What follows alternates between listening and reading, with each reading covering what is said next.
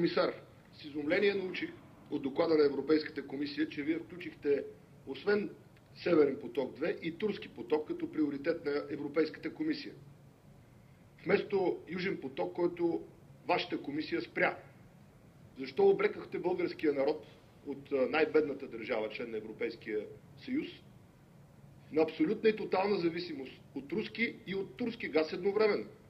Каква е гаранцията, че Турция, която ще купува руски газ, няма да го продава на каквито си цени иска на българския, на европейския пазар? И то като турска газ. Защо подкрепихте Северен поток 2, а не работите както обещахте за възобновяването на проекта Набуко, който би доставил иранска газ за Европа и за България, като алтернатива на руската газ? Зад гърба на българския народ Германия и госпожа Меркел очевидно много добре се договаря с господин Путин. Поведението на комисията наистина е лицемерно и подкопава доверието на гражданите на Европа в Европейската комисия и в изграждането на бъдещ общ енергиен пазар и съюз. Благодаря.